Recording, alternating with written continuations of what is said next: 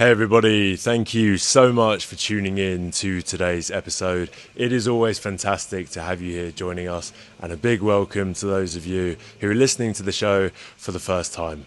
Great to have you here, and for this one we're joined by Nick Elvery, a peak performance coach who's been sober for over 13 years after spending more than a decade in the grip of hard drug addiction.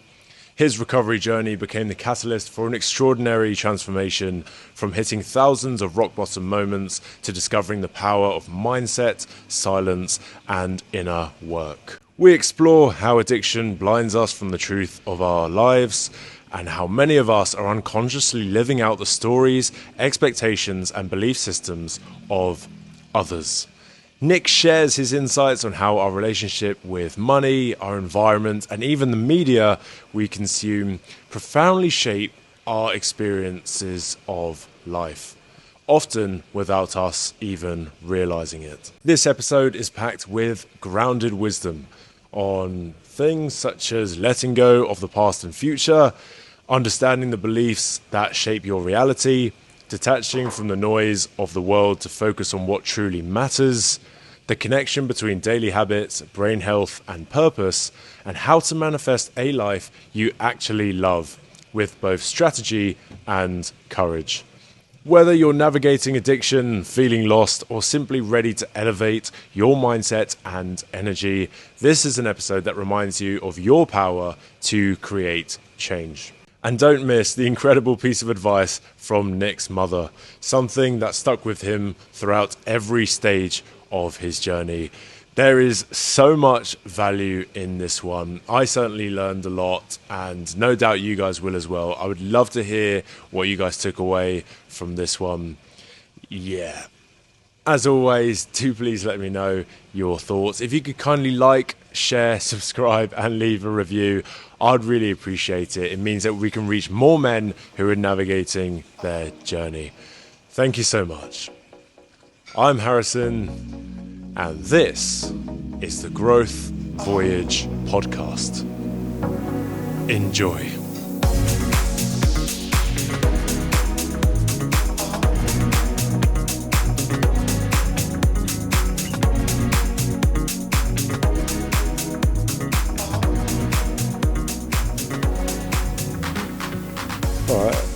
Awesome. Well, we're live. We'll get started. Nick, welcome to the show. Thank you for having me. Most welcome. Super excited to get into this. I guess a good place to start, as always, is, who are you, what are you doing now, and what's brought you up to this point in time today? Well, I'm Nick Elvery. I'm a hypnotist. I work primarily with 6- and 7-figure entrepreneurs.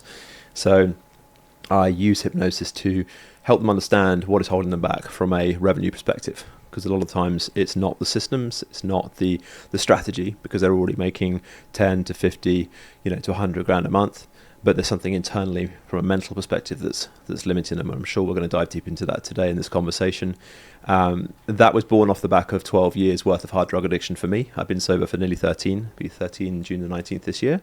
So in tandem with that journey of self-destruction was this interesting idea of trying to be the best version of myself. So diving into self-development in a big way. Spent about £250,000 over the years on technology courses, biohacking, all the things that people talk about these days, to understand really what was going to help me not only battle with the addiction and get sober from that, but also become the best version of myself in life and in business as well.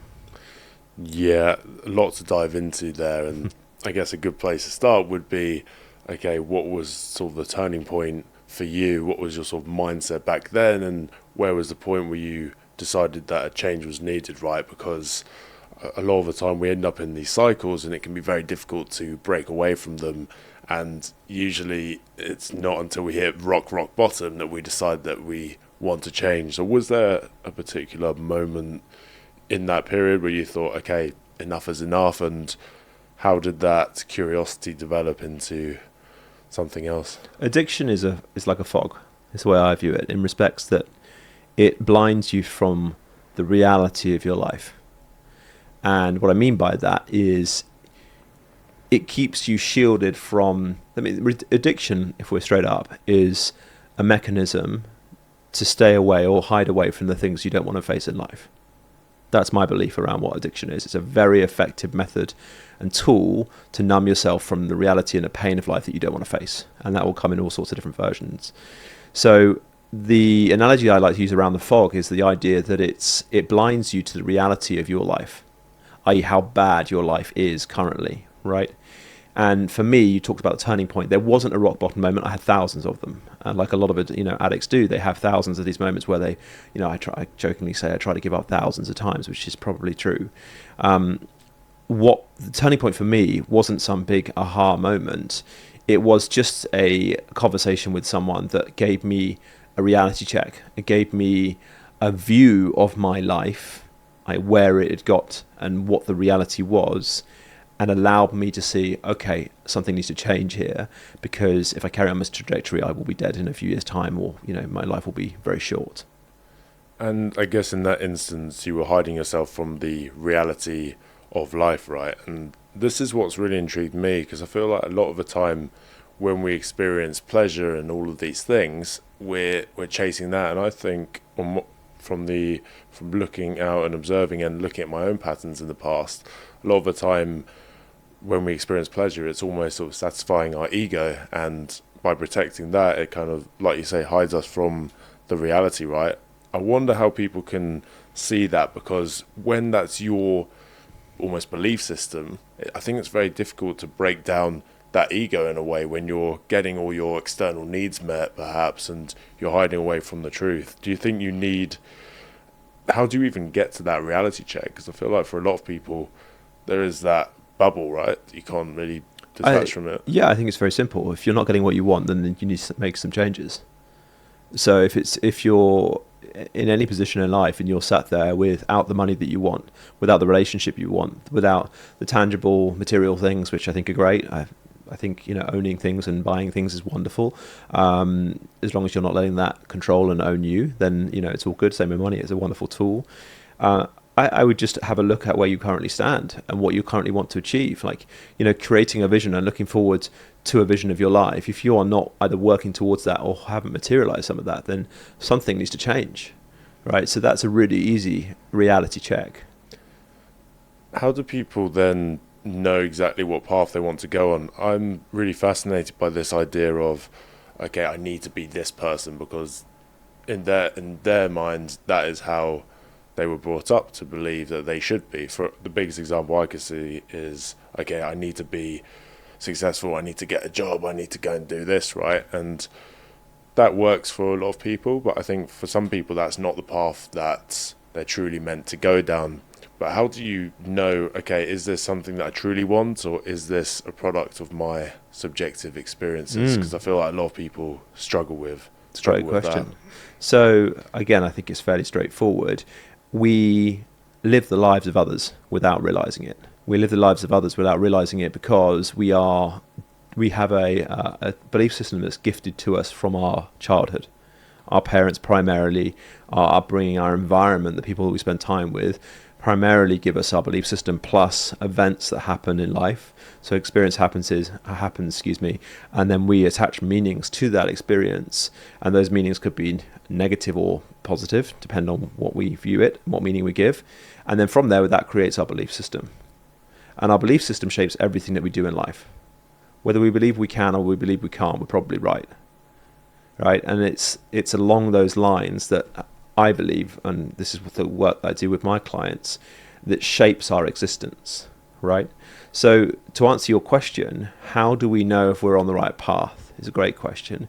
And what we do very badly these days is we don't remove the noise of life, right? We're in a fast-paced world where we have phones attached to our hands 24/7 seemingly, and we are flooded with a stream of noise from social media, from people, from events, from news, from all these things.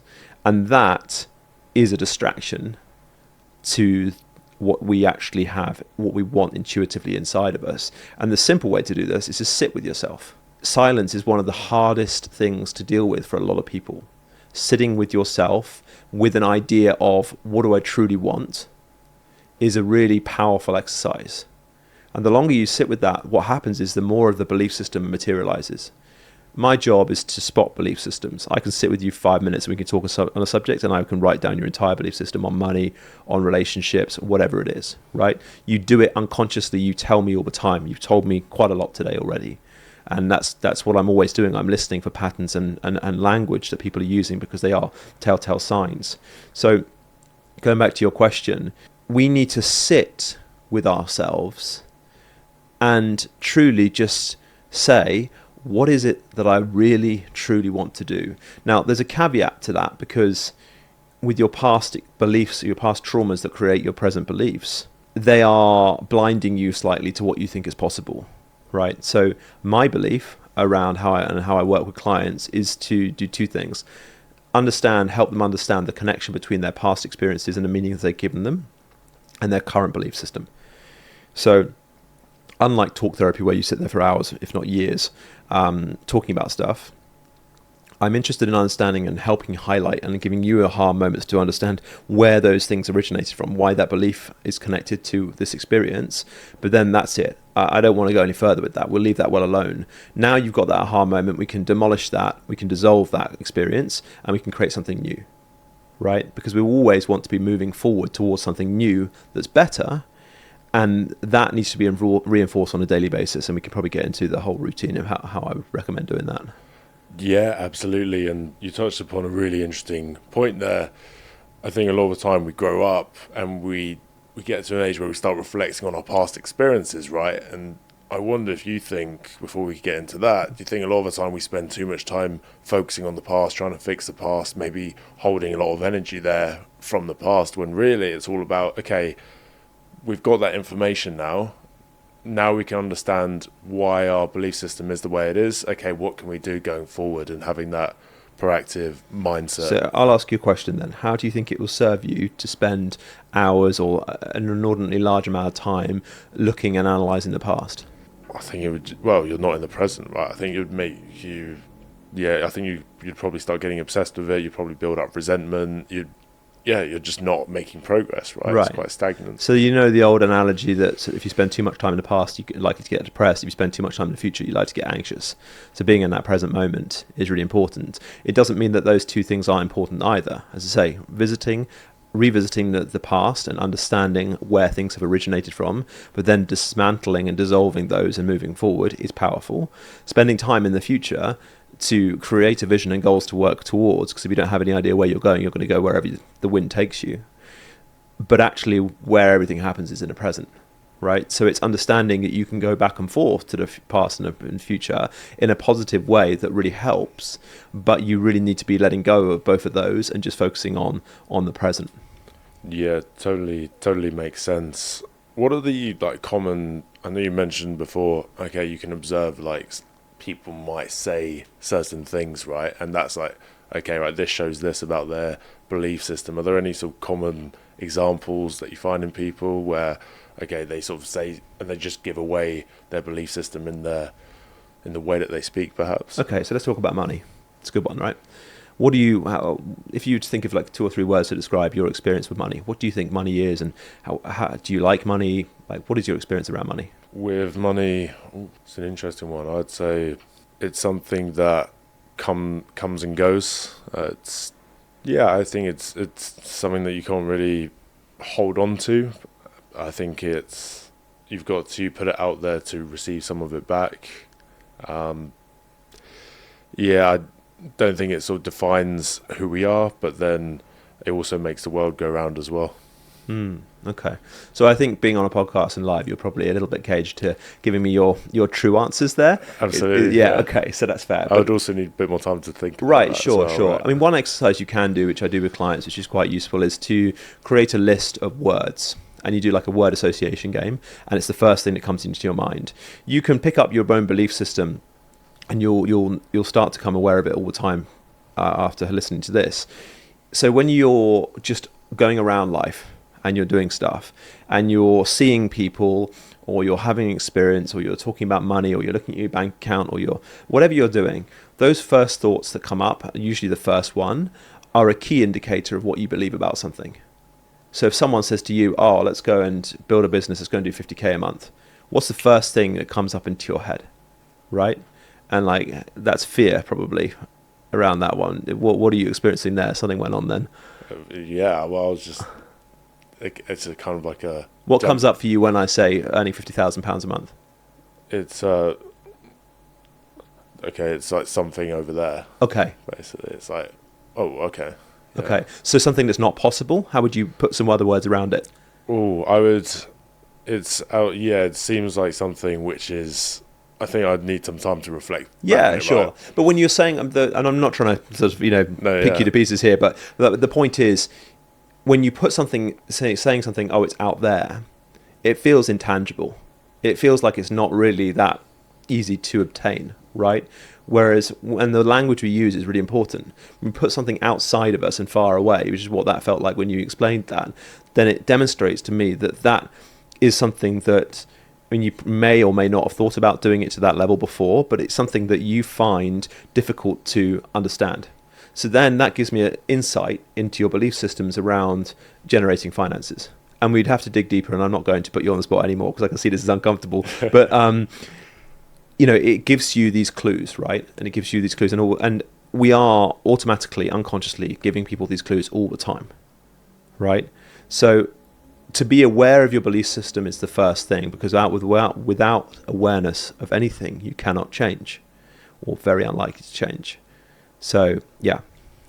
Yeah, and I remember when I was working in recruitment, that was the conversation we had at the time with the founder. It was, okay, if you're going to aim for this figure, for example, then the output that you do is going to be aimed towards that. Whereas if you aim higher, then you're naturally going to do more as well. I wonder if that's sort of a big part of it. And yeah, it was good that you touched upon this, actually, because I've battled with this sort of abundance mindset that I've come across in the last sort of 6 months or so. Because I've always been, right, okay, let's budget this for this and live below your means. And that's just the way it's made sense to me, right? But then there's also this, oh, you know what, I really want to eat that. And okay, it's way out of my usual budget, but fuck it, I know I'm going to make that back anyway. Well, that's just going to flow into me. So is there a balance, do you think, of having that abundance mindset and just being smart, or do you think you've just got to be committed to this sort of flow of life? Well, how much money is there in the world? Well, endless amount, I suppose. Infinite. Yeah. Let me just print more when it runs out. It's a joke. It's not real. Money doesn't ever exist, really. They give you notes, which are like an IOU, but it doesn't really exist. So money is infinite. So if money is infinite, then there's an infinite amount of money that you can have. So you should never worry about that. Right? Does that mean that you don't have strategies around saving, putting into investments, budgeting, all that stuff? No, of course you do. Yeah. It's not just about sitting on a rock on a mountain, just going, and then just manifesting stuff, right? Maybe there are people that can do that, but it's not me, right? And I think you need both of those practical things, tangible things that you can do, strategies that you can employ, and then you also need this mindset that it's infinite. If it's correct that the universe is just infinitely expanding, which I still don't understand, and I don't think anyone truly does, then everything is infinite. So it just stands to reason that we should just be tapping into that mindset. And if you walk around with that mindset, and I don't know if you do, but you'll meet people that are like that, and wealth for them is generated fairly easily, right? So I'm a firm believer that you need to have grounding in positive actions that are actually going to further you to your goal, and understanding where your goal is and what your goal is, and surrounding yourself with people that have either done what you do or are on a similar path allows you to understand whether your actions are right or not for that particular outcome. But your mindset and your beliefs drive your behaviors, and your behaviors drive your outcomes. Right. So coming back to the 50 grand a month example, yeah. If you've got that mentality, then you're going to subconsciously seek out those opportunities more, right? For and you're sure. going to seek out certain types of clients, you're going to seek out certain type of individuals. For sure. Our belief systems will do more than people really truly understand. So our belief systems will choose the type of clothing that we wear, how we hold ourselves, whether we slunch over, whether we are sharp and tall and with a good posture, how much we train, the things we say, the people we spend time with, the things that we attract into our life. You can walk down the street and two people can walk down the same street and they will see different things, even though the same experience is right in front of them. Why is that? Well, because our brain is constantly trying to deal with this overload of information. And it's even more so in the modern world with all the technology and social media and everything that comes at us at real speed these days. So our brain is unable to cope with the volume of information it has second by second. So it has some systems, some filters to be able to handle that. So it will show you certain things and it will keep other things hidden from you. Which is why when you walk down the street, two people can walk down the street and have the same experience, but they will report very, very different things. You know, you could almost like put them so they're actually seeing physically, the head is in the same place every single moment. They would still see different things and have a different experience of life. Do you think it's, in terms of creating our reality, do you think a lot of the time we are sort of projecting, is it our past that we're projecting on, or is it just a mindset that we've got right now that we sort of would look for sort of negative things, positive things? Well, it's a loop, right? So you have your experiences which you've given your meanings that have happened in the past. Yeah? Whether that's when you're super young or whether that's traumatic stuff that's happened when you're a bit older, it will all count and include into that. Those drive your belief systems. They create your belief systems. Your belief systems are what you see, that are filters that you see the life with. So that then gives you the actions that you take down to the minute level of micro expressions to how you speak, how you hold yourself, all of that. Those actions will give you outcomes. Those outcomes will reconfirm that loop. It will show you and give you evidence. Your brain is constantly looking for evidence to prove that you're right. And what you're right about is your belief systems.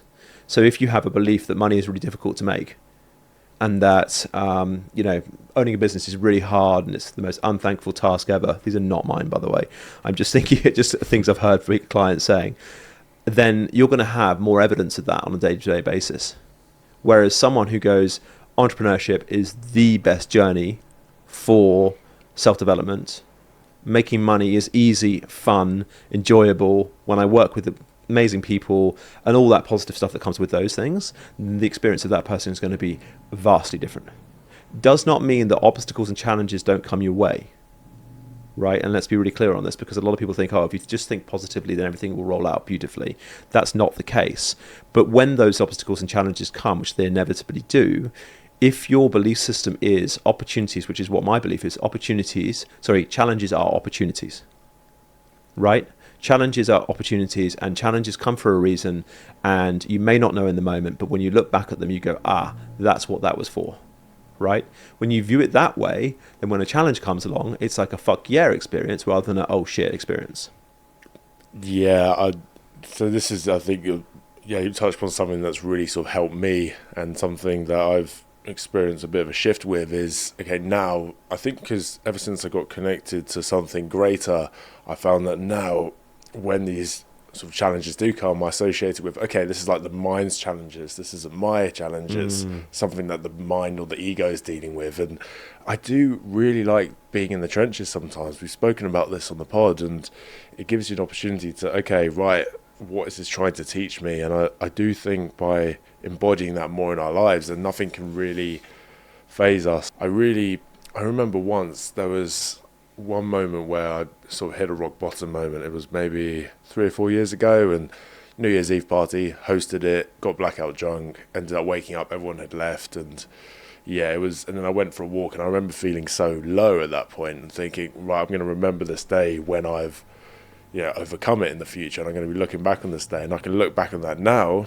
3 or 4 years later, and I'm like, it's just so great to look back on that, because that was almost like a moment where I was like, fuck this isn't what I want. And I think there's almost a beauty in looking back at those and thinking, wow, I managed to overcome that, having such low self-esteem as a kid and throughout most of my sort of teenage years and even into my early 20s. And I think but what happens in those moments, I think the mentality is, life's happening to me. And I think when you change it to, life's happening for me, you can get so much out of life, and that's really helped me, because it's like, okay, cool, how are we going to make this work? Whether it's all this stuff coming at once, it's like, okay, I do even though the mind, if you let it control you, I found that you can get wrapped into it a bit. But I think when you are able to, okay, right, let's separate it and let's see it for what it is, I think that's when it can be really good fun. You touched on something there that's really important, which is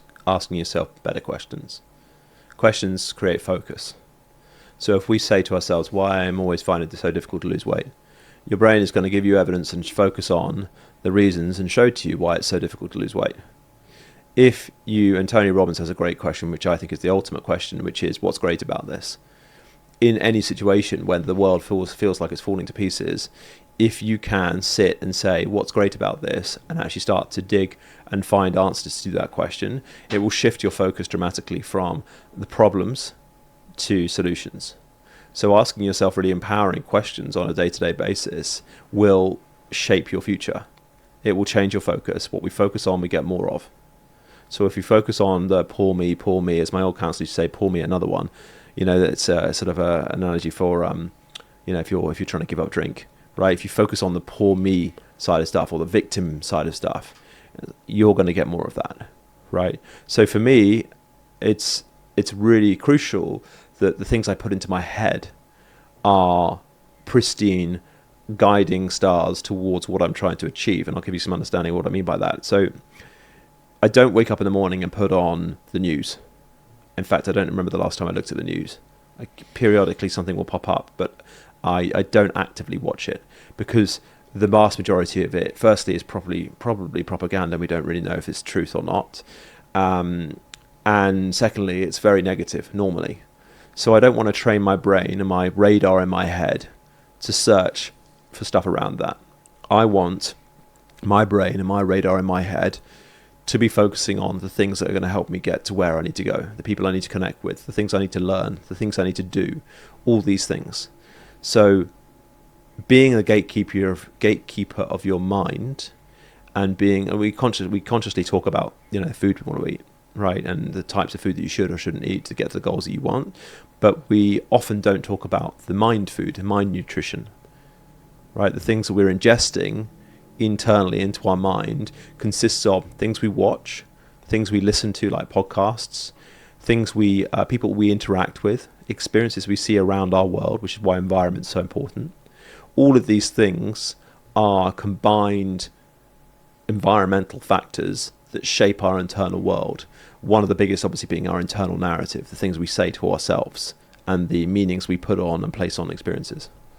I remember someone told me recently, or offered the perspective, that a lot of the negative self-talk comes from perhaps what our parents might have told us when we were younger, and which is, I hadn't really considered that before. But then you also touched on something there about what we consume creates our reality. And I remember there was a time where I was sort of reading comments on Instagram and Facebook, and even my football team, I'd look at the comments, and it's so fucking strange. But I'd just go on the comments and I would look at them and think, oh, everyone's so negative. But then I'm there searching for the negative comments subconsciously. It's a really strange one. And I think we're just, negatively programmed to negative news, I guess. But it was just so strange. And I realised after a while, I was like, where are these?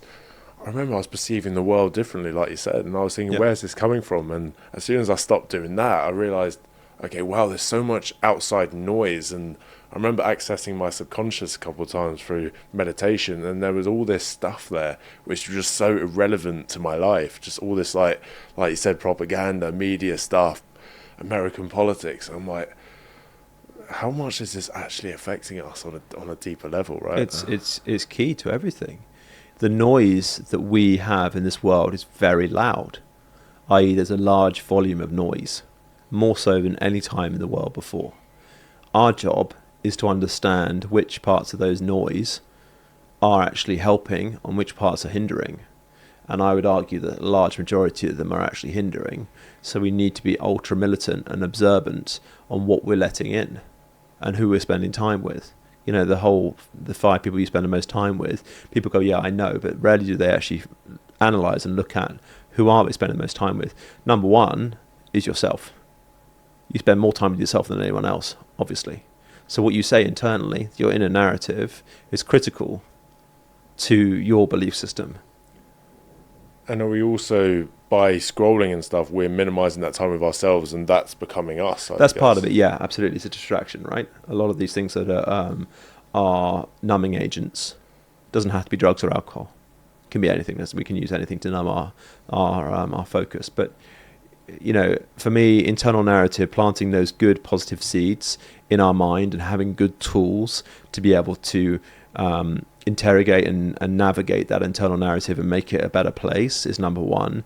Who we spend time with, directly spend time with, super important. I'm very, very selective of who I spend my time with. Very selective. And I mean, spending time with like this, having proper conversations and coming to my house or going to things and events together or whatever it is.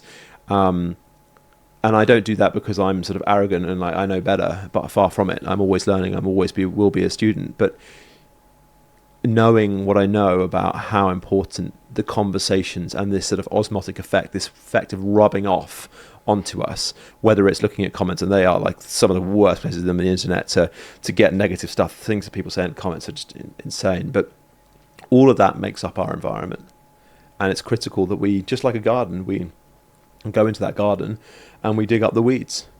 We dig up those weeds, we chuck those in the bin, and then we plant new seeds for wonderful flowers that we want to grow at a later date.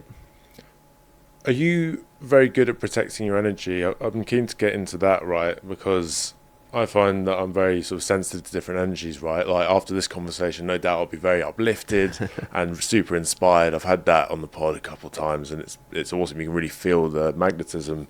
But obviously you've got clients as well, right? And they've come to you for a reason, because they want their belief system to be improved, right? So, and you spend quite a lot of time with them. So how do you sort of shut off your energy there? So I typically don't work with clients who are depressed or anything like that.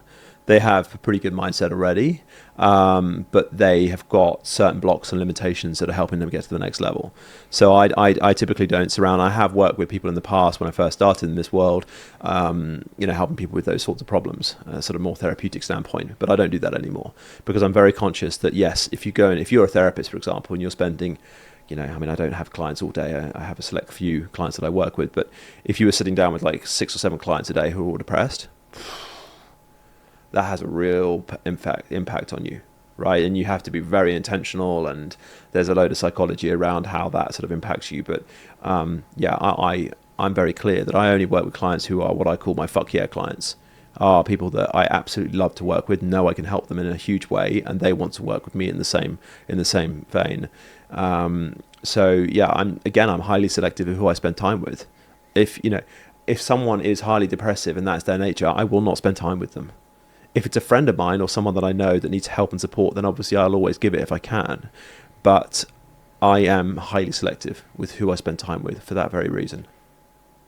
I'd like to touch upon low self-esteem. I grew up with quite low self-esteem, and naturally that means that I think when you first start going out into the world, your objective is to make more friends.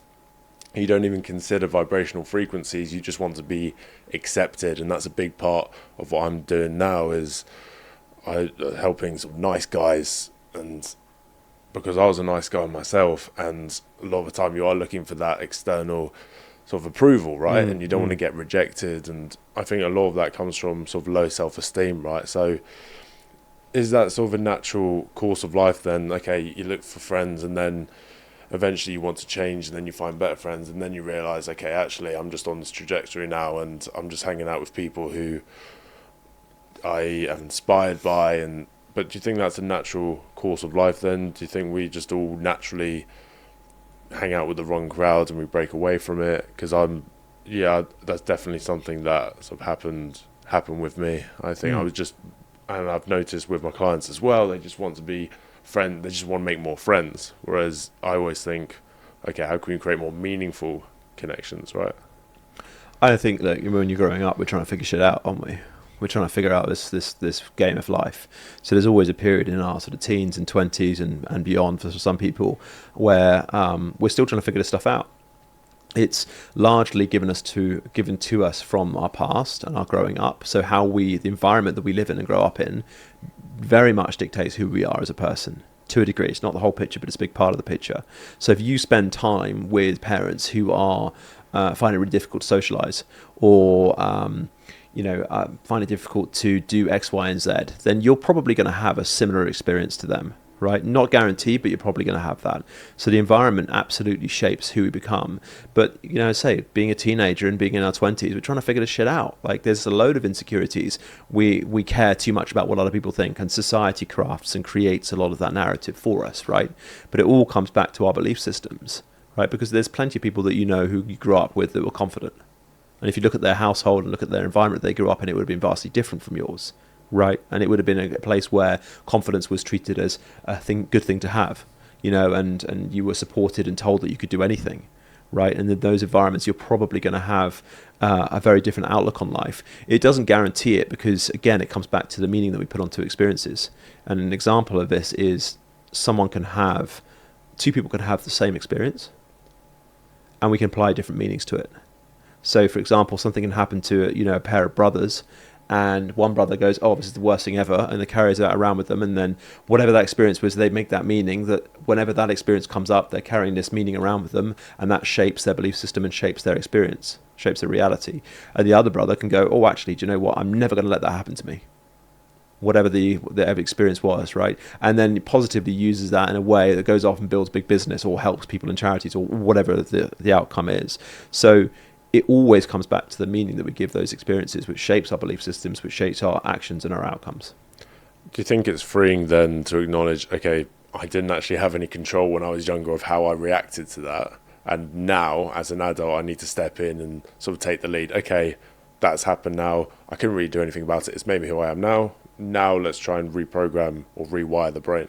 You're always doing the best you can with what you've got at any time. You're always doing the best you can with what you've got at any time. And do you think because we've reacted that way, is that where you think a lot of addictions stem from? It's because haven't processed an experience properly, and every time we get some sort of reminder of that experience or something that is activated within us, we sort of reach for just something that will give us a quick dopamine hit. Is that where addiction comes from? Is it because there's something inside of us that hasn't been resolved? Yeah, partly. I say addiction for me is the greatest tool to escape life. It's to hide yourself away from the things you don't want to face and that are uncomfortable, right? So I think it's always going to be part of the picture. But yeah, doing that inner work is really important. Understanding where the stuff comes from, because otherwise you're just on autopilot the whole time.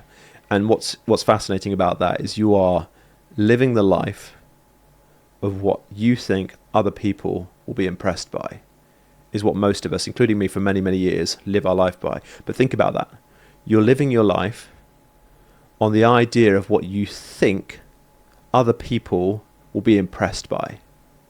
So when you break that down, it's insane, first off. It's what most of us are doing, but it's insane because you are not living a life true to you. You are living the life of someone else, but it's not even the life of someone else. It's the interpretation of what you think that other person will be impressed by. But you never fucking ask them, because that would be crazy, right? So you're living a life on the idea of guessing what other people think matters to them. That's what most of us are doing.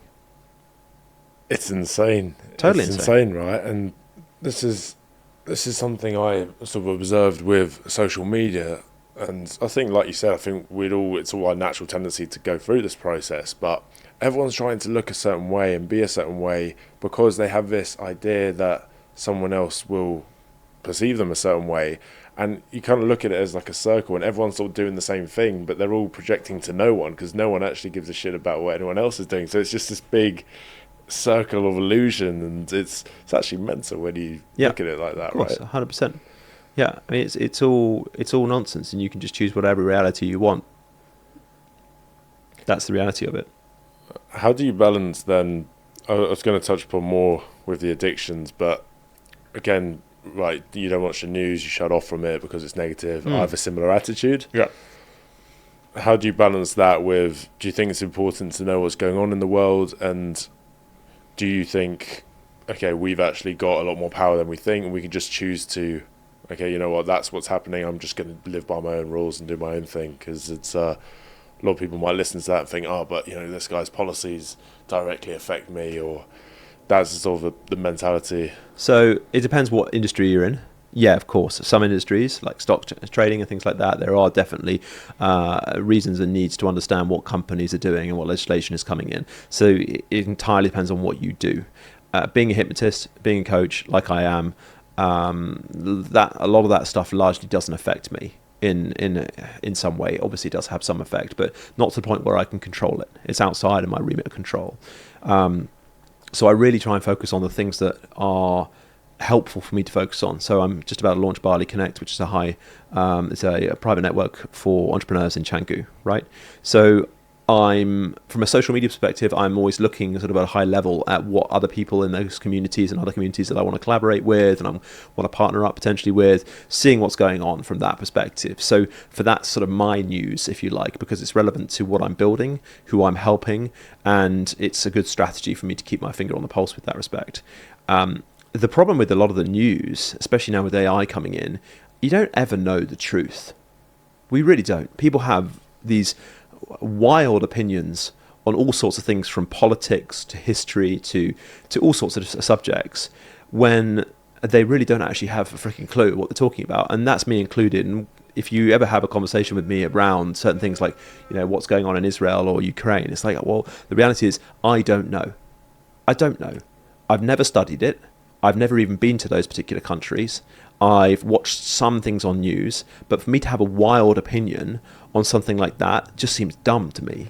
But yet we, as a society, humans love to have these wild opinions on certain things, and then give you this whole belief system on an idea where they've never been, they've never studied it, they've looked at a few articles on this, that, and the other, and you don't know what's truth. Your life is a massive game of Chinese whispers. And if you've ever played Chinese whispers in just one group of people, within 10 people, a truth can turn into something that was wildly different by the end of it. Well, if you magnify that onto a world where it's billions of people with the rate of speed of technology and information that flows so quickly, how do you really know what's true? And the answer is you don't. Yeah, 100%. I have that attitude as well. I think people asking for my opinion on something. I think it was the Ukraine example as well. I'm like, I don't fucking know. Yeah. Like, how am I supposed to know? I don't know. Yeah, okay, I have these, like, I always think it's good to question. I just question everything. I'm just like, whether it's been financed by these people, it's like, okay, I'll just question everything you're being told. And at that point, it's like, I don't actually. And then I think once you have an opinion on something, I almost think, this is just my opinion, I think you just become a pawn. And if you're putting your energy towards that, then you're taking energy away from your purpose, your passion, and just your energy generally. If you're putting all that energy, I think people like to believe that they can change things, right? And that's cool for them. For me, I'm like, well, it's like I just think my energy is just better put elsewhere on my own stuff, right? And if I can help other people, and regardless of what's going on, it's like, you turn on the news, okay, they've introduced this policy and this and this. It's like, okay, how are you going to create the best reality possible for you within that, or create your own reality? You know what I mean? Yeah, 100%. I think if you take it, you peel back the layers, and most people are living quiet lives of desperation, or quiet lives of desperation. I forget who said that quote, but it's true. You look at a lot of people, they are not creating a life they love. I have messages from people back in England occasionally, and it's the same thing. It's like, how's it going? Oh, same thing. I'm doing this, I'm in the rat race, or I'm doing this, I'm doing that. And there's no real conscious effort to be better, to do more. And that's why one of the reasons I love being in Bali and Canggu specifically, because I'm surrounded by people that are way above me in financial terms, from a building a business perspective, spiritually, all those things, and also maybe at my level or just below or whatever, but all on the same idea, all on the same journey of bettering themselves. And I love surrounding myself with that. And I think a lot of people are living quiet lives of desperation. They are not really excited about life. And I have an opinion on depression, for example. I think a lot of people who are so-called depressed, if you actually ask them, like, what are you actually creating? What are you excited about in life? Like, are you moving forward to something that, is you're excited about, the answer is invariably no. Now, it doesn't discount that there are people that are really struggling out there, and there are people that really are depressed and have got, real big problems and been through loads of traumatic experiences. But I still argue that there are a large portion of people that actually, if they woke up one day and said, you know what, I'm going to actively try and find something that I really love to do in this world, and started moving towards that, I guarantee a lot of their symptoms would dissolve overnight. This is what my theory has evolved to be, right? It's, okay, what is your vision and what's your purpose that you're building towards? And I think a lot of the time when we struggle with stuff like, okay, I've just got no energy to do this, no motivation, I think, okay, but what's your vision? I'm talking from personal experience here. What's actually your vision? And they'll say, okay, I think I kind of want a job, and I want to do problem solving, and I think eventually I'd probably want a girlfriend. But I think you've got to be really specific about where you want to go, and then reverse engineer that. And then naturally you're going to feel motivated and inspired. And like you said, I think a lot of the time we are numbed by the distractions that society gives us, right? It's cliche, YouTube, Netflix, but it's true, right? Porn's a big one as well. I think just by getting that cheap hit of dopamine, I think we get enough of it so that we stay stuck, right? And yet the same pattern repeats itself. You mentioned environment there. Do you think people can create that new reality being in the same environment back home? I think they can, but I think it's difficult. When I gave up drugs, the first thing I did was completely shift my peer group.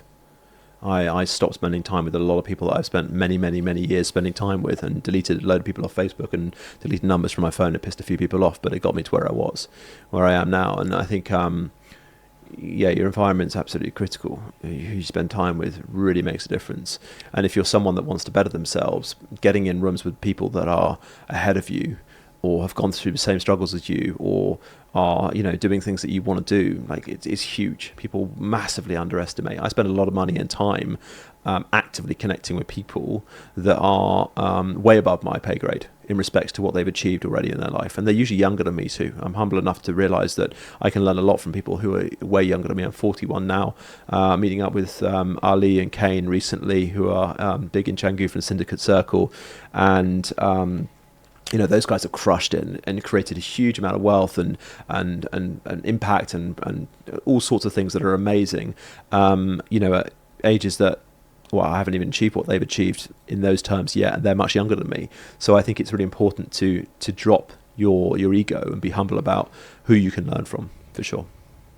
100%. We were talking about this on the pod with Jodie as well. I think even you'll have these preconceived ideas of people, right?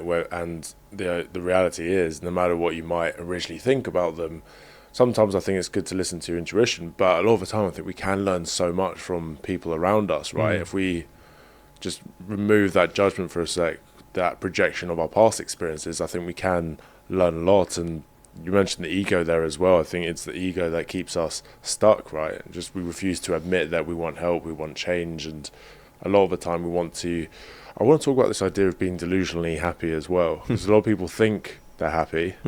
I certainly was like that for a long time. You think you're happy, but then what's happening really is that you're getting enough external needs met to satisfy you. And I think a lot of the time we mistake pleasure for happiness, right? Possibly. I still think coming back to the sitting in silence with yourself is key. Some of the hardest things you can do are some of the easiest things you can do, i.e. this should be easy. Sit quietly on your own in silence for an extended period of time. It's one of the hardest things to do, and a lot of stuff will come up for you around that when you're not numbing and distracting yourself from that. And people talk about digital detoxes, which I'm a fan of. I think they're a great thing is if you want to get connected to what's really going on, because creating a vision for life from a limited belief system is only going to create a limited vision. So creating a vision for life with a limited belief system is only going to create a limited vision. So if you're saying, right, okay, I'm going to create a vision from this belief system that you currently have, and your view on money is like, oh, it's not really good for us, it's evil, or whatever we decide to choose to label it, and you want to create this vision, but you've never actually truly sat with yourself and asked yourself what you truly want and what lights you up, then you're going to create the same belief system as everyone else does. Oh, I'm going to get a house, I'm going to get a mortgage, I'm going to get a girlfriend, I'm going to have some kids, going to get a car, go on holiday twice a year, and that's going to be my amazing life. Sounds like fucking bullshit to me.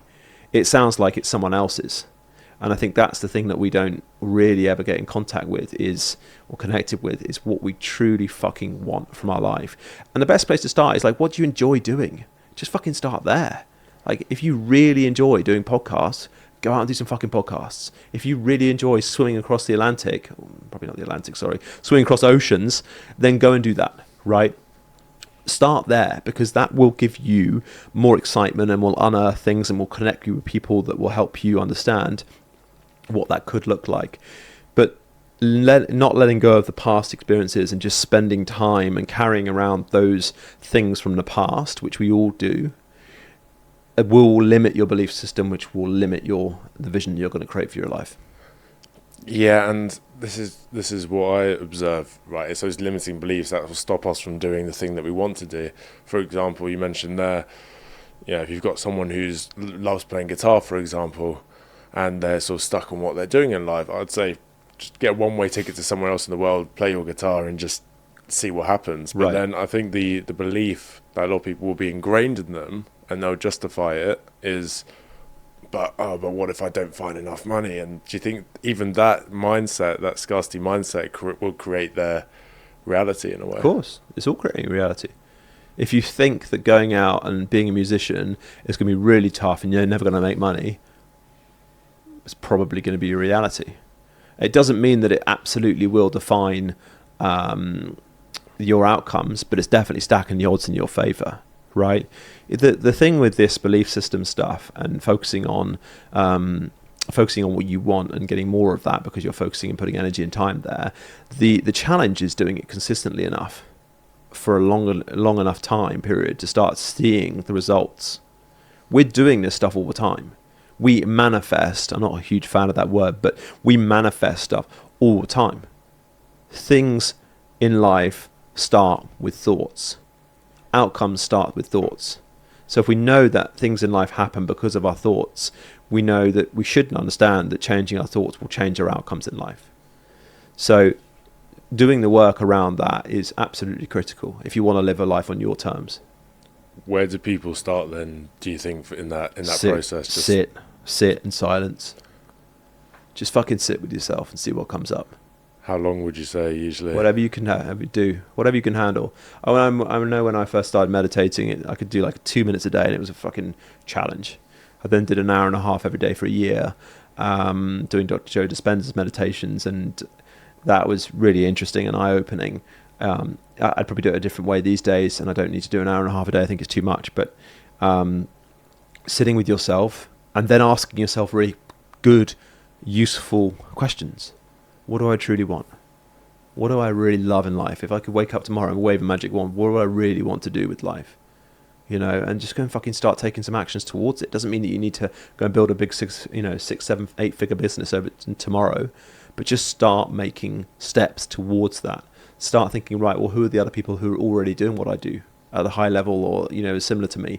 Cool, let's go and figure out how I can connect with them. Maybe we go and pay for some mentorship. Maybe we go and go to some meetups. Maybe we go and look at stuff on YouTube specifically around that stuff. But our focus on our attention and the emotion behind it is the catalyst and the driver. But our focus on our attention is huge. If we focus our attention on all the shit that's happening in life, which a lot of people do in this world, all the bad stuff, all the things that are going wrong, all the limited things that are happening, then your brain's going to give you more of that. It's going to give you more evidence to show that. It doesn't mean that we just delusionally, like you're going back to your question, delusionally just go, I'm happy, I'm happy, I'm happy, I'm happy. It's not about just, walking around just pretending that you've got a positive attitude. You need to deal with the shit. You need to have strategy, and you need to be moving towards something, and you need to have the courage to dig up the stuff in your past that is, for a lot of people, including myself, was very scary and very uncomfortable. And I presume once we do dig up the stuff of the past and move through that, then I presume we'd get more clarity on our life direction after that, right? Yeah, I think so. I think it frees you up to be a bit more, give you more clarity, as you say, around that. But again, it's like, stop listening to the fucking noise. Stop listening to everyone on social media and Instagram that are saying, oh, you need to do this, you need to do that. Going on it, watching YouTube clips, and then some advert will pop up and go, the only way to do this is to do that. It's like, fuck off. It's just total bollocks. There's never only one way to do anything. Like, the way I do things is really powerful and it's worked really well for me and works for my clients. Doesn't mean that's the only fucking set of tools that's going to make the difference, right? So I think it comes back to that environment, being hyper selective on who you speak to, what you listen to, what you ingest, and then hijacking those times. I don't know if it's helpful to sort of give you an idea of what I do day to day, which helps me keep my mind focused on what's important. So from the moment I wake up to the moment I go to bed, and my one arch nemesis is Instagram. Like, that's the one thing that fucks me over, right? Because I need to use it for work, and like, it's so easy for my addictive personality's tendencies to sort of get stuck into that reel. So I actually delete the app on a daily basis and only ever install it when I need to use it. So, for example, coming in this morning, I knew that it'd be good to post some stuff about what we're doing here on the podcast. The next evolution of that is to have a team. So I don't actually have to do anything. Someone will follow me around with the camera and it will just be handled, and I don't need to do anything, and have some sort of team that's going to look after the emails and the messages and responses. But ultimately, yeah, it's so important to shut that noise out and be in control of that. Yeah, 100%. I was laughing before because the amount of targeted ads I'd get about how you should do your Instagram strategy. Okay, yeah. Value content is dead. Yeah. Okay, cool, got it. Yeah. Next one, right? This is what your value content should be. It is important. It's like, and it's all belief systems, isn't it? And there's some funny ones that you see now and again on social, where these sort of people are like taking clips from all these influencers who are talking about diet, and they're like, right, don't eat vegetables, they'll fucking kill you. So they're like, right, fuck, throw the vegetables out, right, don't eat red meat, it'll fucking kill you. Oh, fucking hell. And by the end of it, they're just sat there with a plate of nothing going, what the fuck do I eat? Because if you listen to the noise of life, you're going to get all of these different ideas and belief systems, and really you're just going to be left with no opinions for yourself, right? Do you think the answer then is, because like you said, I certainly see the logic. You know, I speak to people and, you know, it's like, oh yeah, but, you know, once I change this about my diet and once I remove this stuff, and I do see a lot of the logic there in terms of like ultra processed stuff, and you hear shit about seed oils now and all this other noise. Do you think the answer then is, right, actually just listen to your body and see how you feel after you eat stuff? 100%. So the foundational stuff around diet and exercise is very basic, has never changed, will never change, unless we become cyborgs, right? Which is probably not far off. But the reality is those foundational components of whether it's weight loss, whether it's getting muscle, whether it's business, are very boring and don't sell, right? You know better than most. If you want to put some muscle on, you go to the gym, you lift things, you pick them up, you put them down enough times to make the muscle respond, and then you eat appropriate foods at the right caloric intake over time, and you do it consistently, you'll get the results. And if you want to lose a bit of fat, then you reduce the calories a little bit, you probably change your routine in the gym a little bit, and you sleep well, and that's pretty much it. That's fucking it. Like, most people who are in good shape or have lost weight or put muscle on can, on a napkin, write down a very simple fucking thing for you to get the results. And it will never change. It never has. The challenge is, especially with social media and influencers, is they have this, I need to put out a shitload of content all the time, and I need to put out these magic tricks and these things and these hooks. And I understand marketing well enough to know, you know, why they do this, because in a world of noise you need to. But the reality is it still doesn't change the fucking basics. If you go to the gym and do the right workouts and eat the right food consistently over time towards that goal, you will get those results. With a few slight caveats, with some biological things that might be going on for a very small subset of people, right? That's the reality of it. And it's boring, but that's the truth. But you know, again, the noise will make all these conflated ideas that, oh, you know, this is the only secret, the only way to get, you have to do fasted cardio to fucking lose body fat. Total bollocks. You know, there's plenty of people that have shown that. Or it's like, you need to eat, 300 grams of protein a day to build muscle. It's total bollocks. Unless you're doing some a big stack of performance enhancing drugs, which will probably actually make it viable for you to eat a bit more protein and take that up. Then the reality is that the basics are just the basics. Yeah, I think we just, like you said, just tend to overcomplicate things, and because I think we are used to that instant gratification, that instant dopamine hit, perhaps that's the way we perceive our goals as well, right? In terms of sort of reframing the belief system, then I think it'd be really cool to hear, all right, people sort of sit with themselves and then figure out what they want, right? And then in terms of reprogramming that belief system? Is it simply a case of hanging out with different types of people, listening to better content, that type of thing? Is there certain methods that you use in your stuff that people can maybe adopt? Or Yeah. Okay. So number one, first thing you do when you wake up in the morning, not scrolling, not looking at crap, not looking at the news. I like to put on YouTube videos of content that I really find empowering and really helpful. So that will start my day, or like I was in the gym this morning doing a little 20-minute treadmill walk, listening to a new podcast, audiobook on Audible. So putting into my mind, just like when I go through after the gym and I'm putting in good nutrition to post my post-workout, I want to be able to implant good things in my mind, because if you don't do that, then what happens is you either watch or look at or scroll through things that aren't particularly conducive of where you want to go, or particularly negative things, or you're at the mercy of your mind. And most people are at the mercy of your mind, their mind. They are not in control and don't have the tools or the ability to understand that they have complete control on what they listen to and the narrative that they create in their head and how they steer that.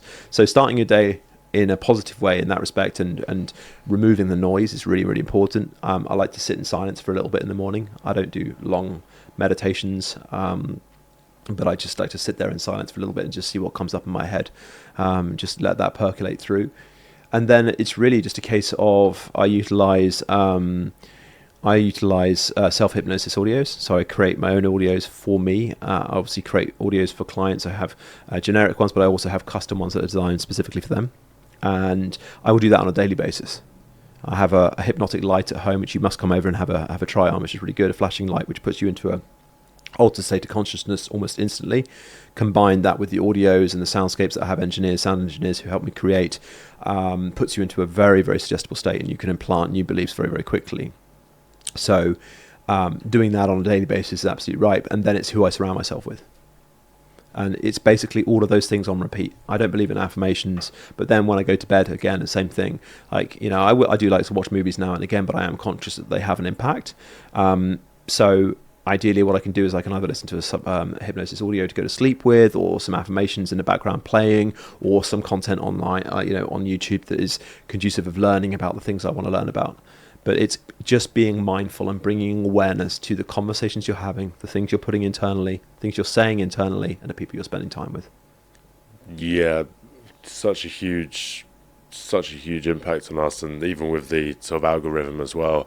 I've noticed a big difference now because I had my personal Instagram for a while, and the algorithm there is just full of it's just full of shit. Yeah. You know exactly what I'm talking about.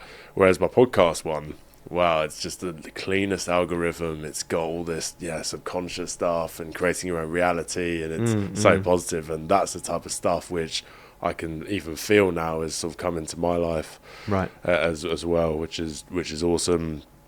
And then if people are struggling with an addiction, which I think the majority of us are, whether we know it or not, what would the first steps be? It could be anything. It could be drugs, alcohol, sex, porn. It could be as simple as, like I was saying, chewing gum. Where do people start? Is it like a cold turkey approach and then sit with their feelings, or is there like if you've got major addiction problems, go and see someone who specialises in helping you with that. That's the first step. Ask for help, because clearly whatever you're doing isn't working. So you either don't have the tools or the belief system or whatever it is that you currently have isn't helping you get the results that you want. Then go and ask for help. Because that one step alone is very powerful.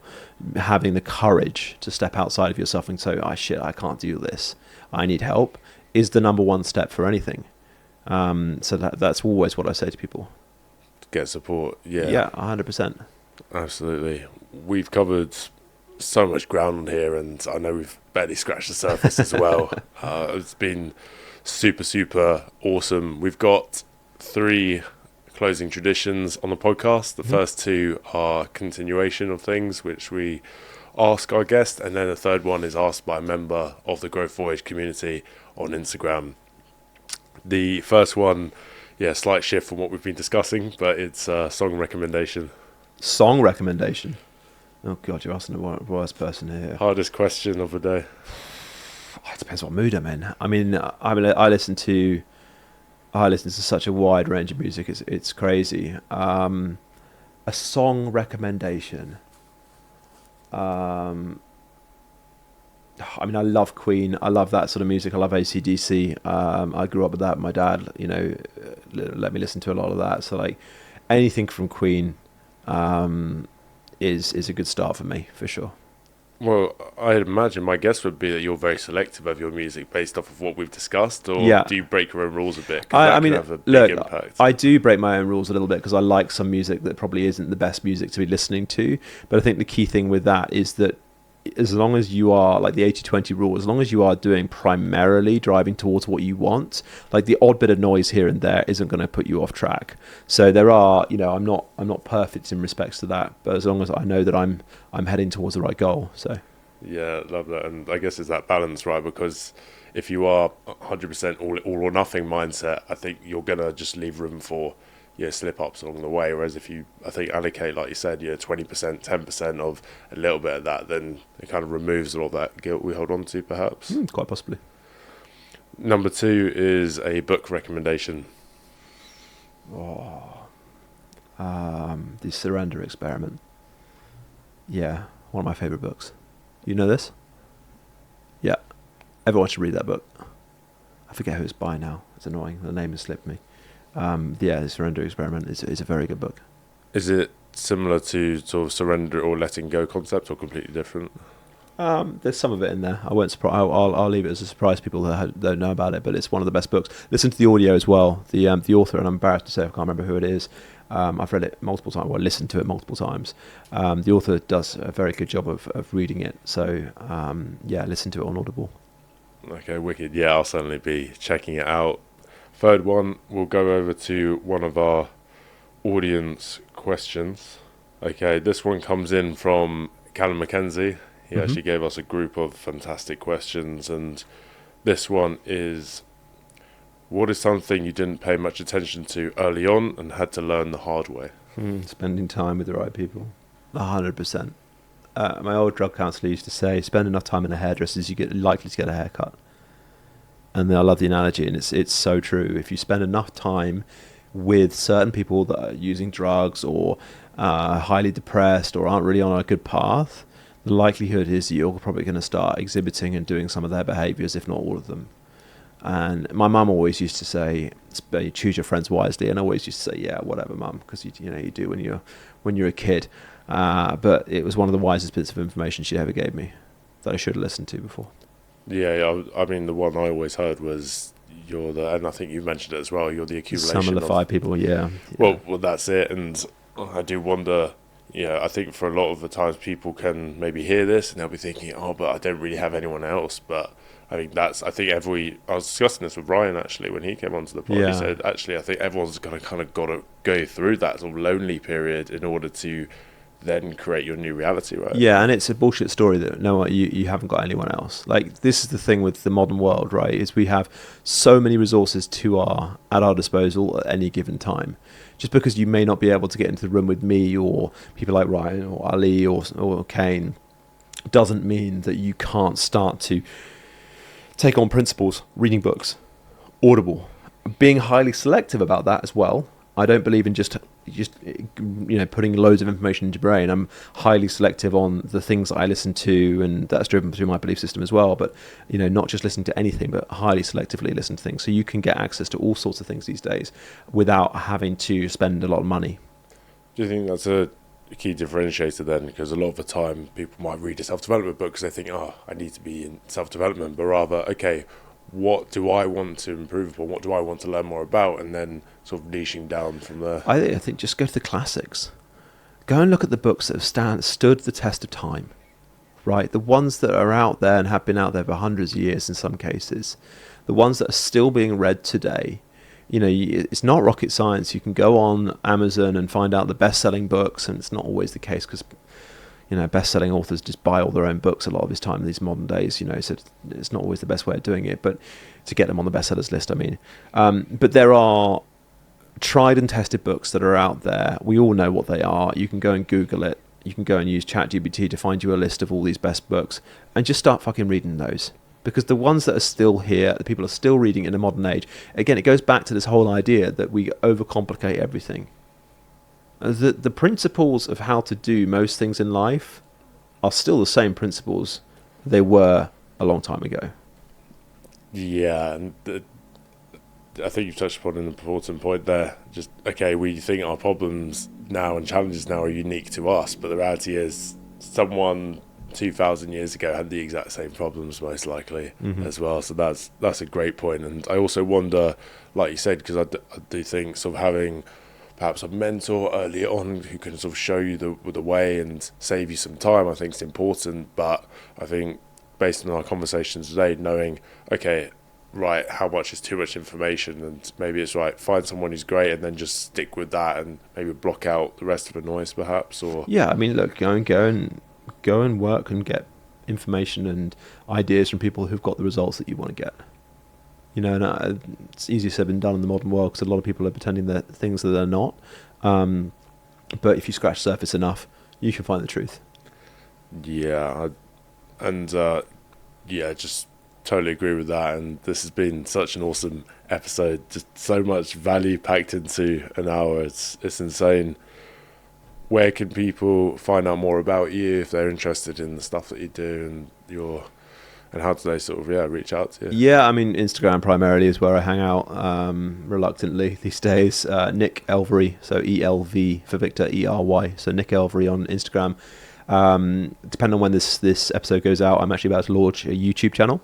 So the YouTube channel is going to be a whole suite of my hypnosis audios that people can listen to for free. And then if you want to download different packs or work with me directly, then there'll be options there as well. So as soon as I get the link for that, I will give it to you. So if you are listening to this, have a quick look in the show notes. If the link is there, then it's ready. If it's not, it's not. But it will be again soon. So it will be at some point soon. So that's really, check me out on Instagram. Follow me there. If you've got any questions, if you're an entrepreneur who's doing 6 and wants to get 7 figures, then it's your head that's causing the problems for that rather than systems and strategies, then reach out to me for that. And we've got loads of cool things. If you're in Canggu, Bali Connect is going to be launching on the 5th of April.